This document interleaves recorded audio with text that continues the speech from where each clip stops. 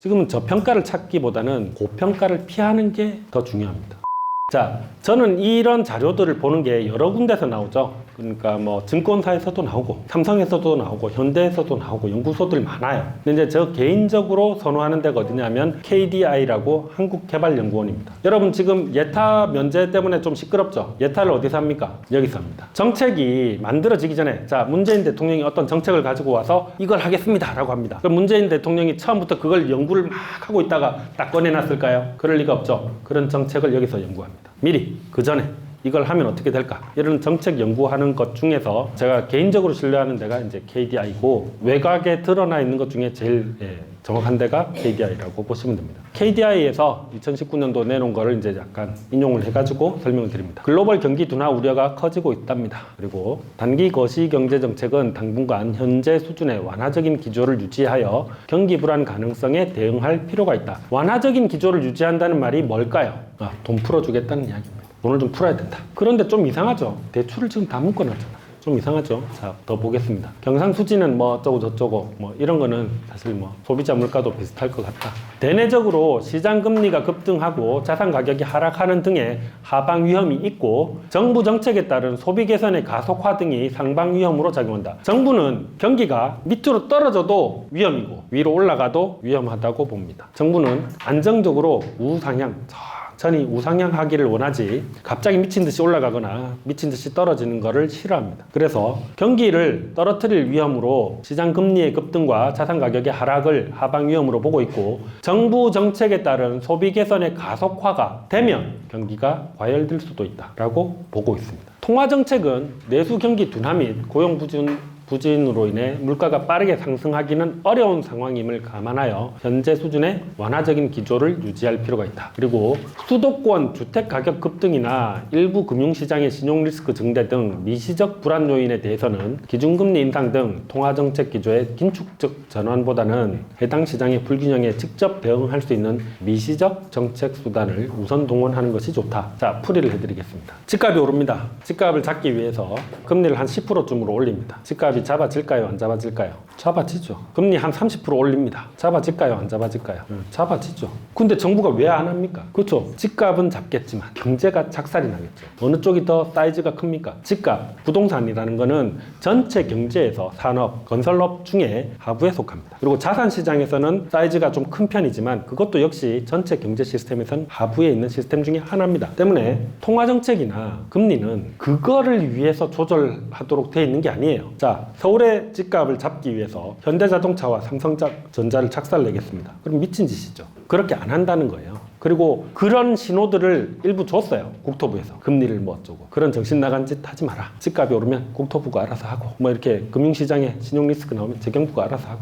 대충 그렇게 이제 보시면 됩니다. 그래서 통화정책에서 현재 수준의 완화적 기조를 유지할 겁니다. 그런데 대출을 쪼고 있죠. 대출을 쪼고 있지만 앞에서 이제 힌트를 조금 드렸습니다. 대출은 쪼고 있지만 돈을 푸는 방법은 여러 가지가 있습니다. 일반적으로 이제 금리를 조절을 해서 대출을 이렇게 풀어주면 시장의 자산이 확 늘어나죠. 또 한 가지가 뭐가 있습니까? 직접 돈을 찍어서 뿌리면 됩니다. 재정 지출을 늘리면 됩니다. 그렇죠. 정부에서 지금 예타 면제를 해주고, 그러면 예타 면제를 해주면 사업을 하겠죠. 사업비가 수십조가 나오겠죠. 예타 면제 했는데 뭐 공항을 짓겠다, 아니면 뭐 도로를 짓겠다, 뭐 철도를 깔겠다. 자, 공짜로 됐겠습니까? 예산이 직접적으로 풀리게 됩니다. 그런 거를 하겠다인 거고요. 그런데 물가와 상승하는 속도보다 돈이 더 많이 늘어나고 있고, 이건 이제 보유 주체별 증가율입니다. 그리고 이건 총액이고, 그런데 제가 이제 조금 확대를 해서 보여드리죠. 가계에서, 여기는 가계입니다. 여기는 기업이고, 그런데 어느 쪽이 증가율이 더 높습니까? 기업이 더 높죠. 기업 10%, 8%. 좀 빠졌을 때도 있는데 그 뒤에 지금 18년도 들어와서는 9%, 8%, 9% 뭐 이렇습니다. 가계는 좀 낮은 편이죠. 그래서 실제로 증가율이 기업이 돈이 많이 늘었어요.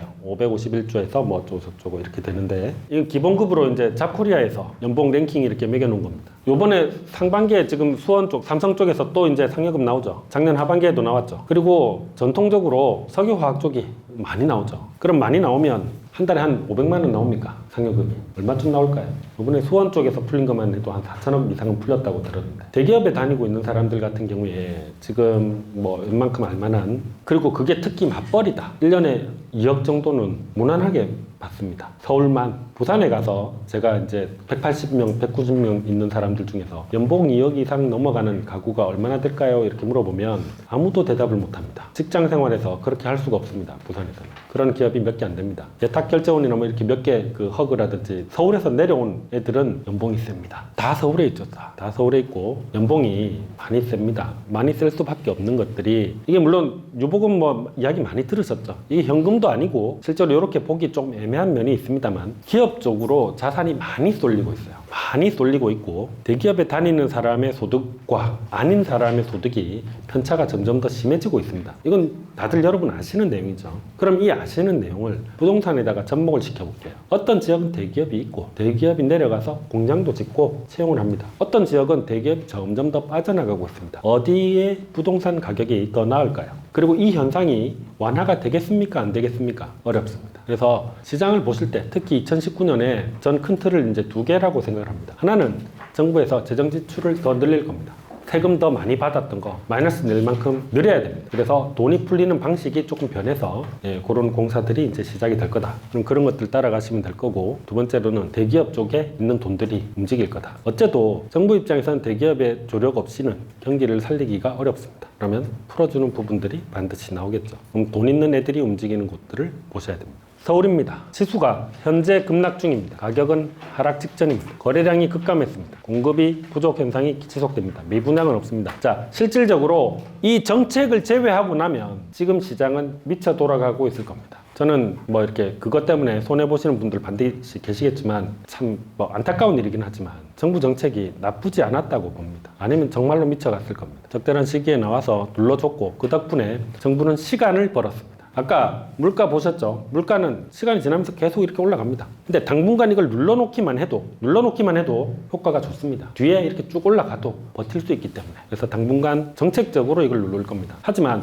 문재인 정권이 10년, 20년, 30년을 가지는 않습니다. 정권이 변하면 정책도 변합니다. 그리고 이것 때문에 경기도 쪽에 공급이 많습니다. 근데 화성에다가 아파트 미친 듯이 한 10만 채를 지었다라고 해서 서울의 인구가 그쪽으로 많이 빠져나갈 일이 없죠. 영향권 안에 있는 곳의 입주 물량을 별도로 합산해서 살펴보세요. 앞에 이제 나왔죠. 남양주 뭐 실제로 전출입을 가지고 서울에 사람이 그리 가는지 확인해 보시고 거기에 입주 물량을 더해서 서울의 입주 물량까지 더해 가지고 그렇게 보세요. 뭐 이건 이제 아까 이야기했던 거래량이고요. 거래량이 뭐 좀 심각한 상황이다. 그래서 서울의 인구는 감소 중이고 주 이동하는 지역은 경기도. 그럼 경기도 안에 어디냐? 그거를 지역별로 전출입 자료를 통해서 구분해 보세요. 이건 숙제입니다. 숙제 해보셨나요? 강의 들었으니까 한번 숙제를 같이 해보도록 하죠. 일단 부동산 지인에 들어가서 지인 빅데이터에 전출입 메뉴가 있습니다. 이거를 클릭을 해보면 기본적으로 바로 서울이 나오네요. 그쵸? 그래서 서울의 각 구별로 전출입이 어떻게 이루어졌는지가 일단 기본적으로 보입니다. 그런데 이제 저희가 알고 싶은 건 서울에서 경기도로 빠져나간 걸 알고 싶으니까 밑으로 내려보면 하단에 서울특별시에서 부산광역시, 서울특별시에서 대구광역시 이런 식으로 해서 순이동 집계가 나와 있어요. 조금 헷갈릴 수도 있다 보니까 이렇게 친절하게 또 전출, 선택지역, 여기서 선택지역은 지금 서울이죠. 서울에서 대상 지역으로 몇 명이 이동을 했고, 그 다음에 전입, 선택지역으로 대상 지역에서 몇 명이 들어왔는지를 알 수가 있습니다. 그러면 제일 많이 들어온, 서울에서 제일 많이 빠져나간 곳은 어딜까요? 이걸 클릭을 해보면 경기도, 서울특별시에서 경기도로 제일 많이 빠져나간 걸 보실 수가 있죠. 전출이 31,088, 그 다음에 전입이 19,821 이렇게 볼 수가 있고, 그런데 경기도 어디로 빠져나갔는지를 알고 싶으니까 경기도를 클릭을 해보면 이렇게 팝업창이 하나가 뜹니다. 10,000명 이상이 빠져나갔는데 이 10,000명이 어디로 빠져나갔는지를 디테일하게 알 수가 있겠죠. 그래서 이 순이동을 또 클릭을 해보면 서울에서 경기도 하남으로 많이 빠져나갔다라는 걸 볼 수가 있겠죠. 여기 입주가 좀 많이 있죠. 이쪽으로 많이 갔고 김포가 있네요. 김포. 네, 김포도 입주가 좀 있나 보죠. 의정부, 용인이 있네요. 저는 개인적으로 그냥 느낌상 당연히 고향하고 성남, 분당이 좀 많을 줄 알았는데 그게 아니고 하남, 김포, 의정부, 용인시가 많습니다. 그러면 서울에서 많이 진입이 된 곳에 수요 공급을 한번 봐야 되겠죠. 아까 정민아 대표님이 설명을 해주신 것처럼 수요 공급 플러스에 들어가서 한번 확인을 해보겠습니다. 전국 데이터가 나오고요. 여기에서 저희가 봐야 될 거는 일단 서울 검색을 하고 지역 추가, 그 다음에 경기도에서 하남 추가를 해보고 수요 공급을 한번 보겠습니다.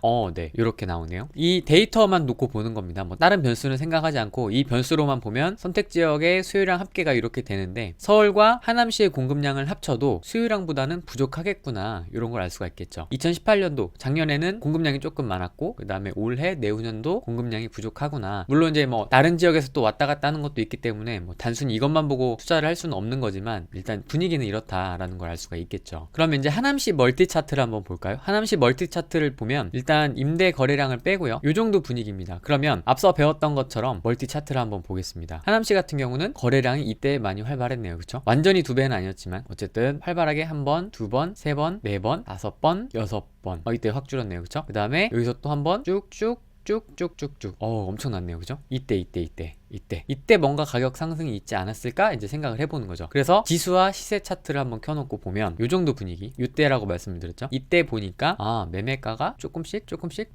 올라가는 모습들이 이 전부터 조금 있긴 했지만 이때는 이제 뭔가 확신이 안 드는 거죠. 거래량이 확 터져주는 구간이 지속적으로 나와주지가 않아서 이때는 저라면은 조금 그랬을 것 같고, 이때부터는 뭔가 계속 거래량이 활발하게 정말 나와주고 있죠. 다른 조건들을 배제하고 이 조건만 보면 활발하게 좀 나와주고 있었구나. 그래서 이때부터는 뭔가 조금 실거주자라면 이때 좀 뭔가 진입을 했으면 괜찮지 않았을까라는 생각이 듭니다. 물론 새 아파트의 영향도 좀 있겠죠. 그런 것도 있을 거지만 어쨌든 이 차트로 단순하게 그냥 이 차트로만 보면 거래량이 이때 나와서 이때 매매가가 좀 많이 올라갔었구나. 그러면 이때 한번 매수를 해봤어도 좋지 않았을까라는 생각이 드는 거죠. 이렇게 해서 한번 가장 많이 전출입이 이루어지고 있는 동네에 대해서 한번 알아봤습니다. 숙제 끝.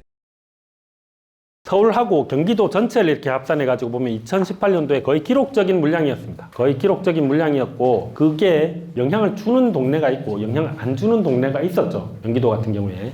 그런 것들을 구분해 보시라. 그럼에도 불구하고 2018년도보단 19년도에 더 줄어들고 2020년도에 더 줄어듭니다. 그리고 재건축이 지금 이렇게 되면 서울에 발목 잡혀서 못 가는 곳들이 제법 나올 겁니다. 공급이 더 줄어들면 줄어들었지 늘어나지는 않습니다. 어떤 의미인지는 대충 감이 오실 거라고 봅니다. 그래서 서울 내 공급이 많은 지역, 성북구, 강동구, 은평구, 영등포구, 경기도 내에서 공급이 많은 지역, 서울에 직접 영향권인 지역, 하남, 남양주, 고양시, 덕양구 이런 고양 전체가 그렇지는 않아요. 이렇게 전출입 자료에서 1년 이내 전입과 전출이 많은 대체 지역 혹은 순이동 지역, 이거를 반드시 확인해 보시라. 지금 보면 시흥 같은 경우에도 입주 물량 많아요. 서울에서 빠져나가는 사람 얼마나 될까요? 별로 없죠. 그런 것들을 직접 이제 확인해 보시면 됩니다. 근데 여기 보면 남양주하고 고양시, 덕양구하고 경기도 하남을 더했어요. 그러니까 2019년도에 물량이 기록적으로 많습니다. 그러면 여기에 영향을 받는 고양시, 덕양구 같은 경우에는 은평구에 붙어 있죠. 영향이 있겠죠. 각각 이게 보면 다 부산에 붙어 있는 구들이 서울에 붙어 있는 구들이 있습니다. 영향받는 지역이 어딘지 한번 보시고, 그리고 재건축 추진 현황입니다. 이주 철거된 거 이런 거 이렇게 다 구분을 해놨는데 결국은 이게 다 진행되지는 않을 겁니다. 그리고 이게 다 진행이 된다고 해도 주택 공급이 부족합니다. 왜냐? 재건축 진행해가지고 아파트가 1000개씩 늘어납니까? 1000세대 이렇게 지었는데 실제 분양하는 거 7개, 8개. 그게 재건축이잖아요. 그래서 실질적으로 재건축 추진되고 있는 단지들은 많지만 많이 발이 묶일 거고, 서울은 지역 특성으로 인해서 공급 폭증이 없습니다. 인위적으로 공급을 늘리기 위해서 종상향 그리고 용적률 완화를 진행 중에 있습니다. 활용하시는 방법들은 각자 이렇게 보시고, 대체 지역인 경기도의 공급이 증가하고 있습니다. 그리고 중심지 신축에 대한 수요는 남아있죠. 정책으로 인해 매수자 차단이 매수자를 못 사게 막아놓은 이게 효과를 발휘하고 있습니다. 정리를 하죠. 자, 다시 말씀드립니다. 정책은 한번 방향이 정해지면 변하지 않습니다. 정부의 역할은 시장의 균형을 잡고 유지하는 겁니다. 앞에 KDI에서 이야기하는 거 보셨죠?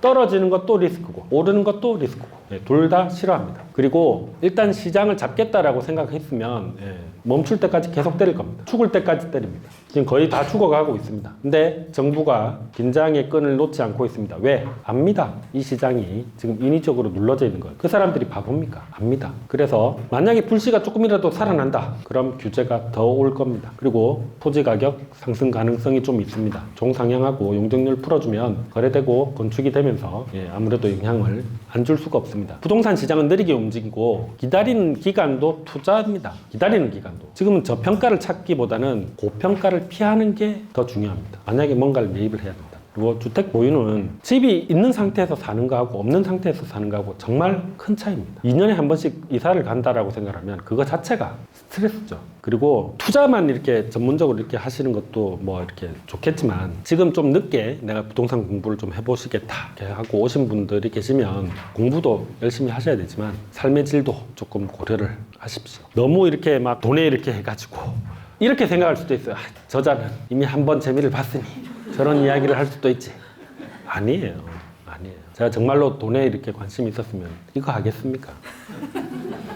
그냥 혼자서 경매만 해도 이것보다 훨씬 나아요. 근데 삶의 질이라는 것도 있어요. 내가 내 주변의 사람들하고 이렇게 같이 가는 이런 것들이. 그래서 조금 이제 시장이 어차피 한 템포 쉬어갈 겁니다. 쉬어가는 동안에 공부 열심히 하시고, 그리고 앞으로 내가 어떻게 살아야 되겠다 뭐 이런 것들이, 부동산을 모르는 상태에서 그런 생각을 하는 거하고 부동산을 알게 된 뒤에 그걸 보는 거하고 많이 다를 겁니다. 부동산 공부를 조금 해보시고 부동산 투자뿐만이 아니고 생활에서도 그런 것들이 잘 응용이 됐으면 좋겠습니다. 제가 앞에 설명드렸습니다. 저는 뭐 하는 사람입니까?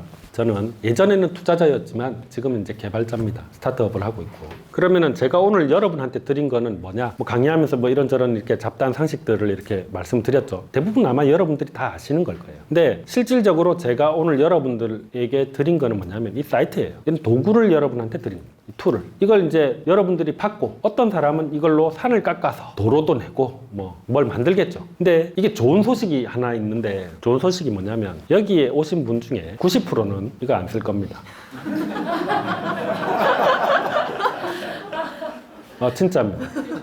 이걸 제대로 안 쓸 겁니다. 이게 왜 좋은 소식이냐면, 사실은 어디에 대한 어떤 정보 같은 거 있죠. 이런 정보가 다 공개가 되면 정보가 아닙니다. 알려드려도 사실 이거 좋아요 라고 이렇게 권해서 제가 이거 돈 받습니까? 공짜죠. 아까 이제 어떤 분이 물어보시던데 유료로 할 계획도 없어요. 그런데 안 씁니다. 공짜니까. 사람 심리가 본래 그래요. 제가 이거 100만 원씩 받잖아요. 100만 원 받고도 쓰는 사람은 쓸 거예요. 본래 정보의 속성이 그래요. 그렇게 이제 공짜로 이렇게 드러내 놓으면 가치가 없다고 생각하죠. 대부분. 근데 실제로 이제 이거를 쓰는 사람은 이걸 이해하고 이걸 실제로 활용해서 사용하는 사람은 활용 안 하는 사람하고 큰 차이가 날 겁니다. 시간도 많이 줄여주고 시장에 대한 이해력도 점점 더 올라갈 거니까. 그래서 좋은 소식이라는 거예요. 여러분 중에 10% 쓰는 사람들한테는. 그리고 어차피 안 쓸 분은 쓰라고 해도 안 씁니다. 아닙니까? 자, 이걸 잘 활용해서 저는 열심히 노력해서 이걸 좀 더 잘 만들어서 제공할 거고, 여러분 중에 일부는 이걸 가지고 뭔가 이렇게 큰 소득이 있을 겁니다. 그 10%를 위해서 제가 박수를 치겠습니다. 감사합니다. 수고하셨습니다.